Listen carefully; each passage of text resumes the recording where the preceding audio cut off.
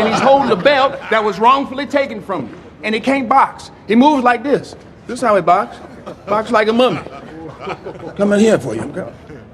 George faced the man who mocked him. It turned out that man was former boxing champion Ali. Ali kept taunting and provoking him. George just smirked with disdain and walked away. People in the boxing world started to stand up for George. After all, George was at his peak. In just 1 year, he won an Olympic gold medal. As a boxing newcomer, George defeated Frazier, who had over 200 wins. During the match, George knocked Frazier down 6 times and finally won in the second round. In the following months, George continued to create a shocking 36-win streak. The whole boxing world was shaken. The championship title Frazier had taken from Ali was now completely taken by George. Ali decided to reclaim the title from George. Everyone thought Ali had no chance, believing he couldn't last even 3 rounds. The match began. Ali first tested George's power and reactions, but couldn't break through George's defense. Then Ali skillfully forced George against the ropes, using the ropes to absorb George's heavy attacks. Before George realized it, his stamina was completely drained. While Ali still kept his energy, the match finally ended. George lost and craved a rematch with Ali, but Ali refused his challenge. This sent George into a deeper slump. With his mother's encouragement, George finally pulled himself together and gathered the courage to return to the ring. But this time, he lost to a much weaker opponent. This defeat completely shattered his confidence. For the first time in 28 years, George chose to disappear. His anger made him lose his direction. For so many years, he had relied on his fists to solve problems. Now he wanted to change all of that. So George handed all his remaining assets to a friend skilled in finance to manage, and threw himself into missionary work, spending most of his time in church. For the past 7 years, the former boxing demon became a slightly overweight middle-aged man. But George's fate wasn't over. That friend invested all of George's assets into high-risk stocks and even borrowed money in his name. Overnight, George lost everything and was buried in heavy debt. Facing financial pressure and the weight of life, George had no choice but to once again pick up those old boxing gloves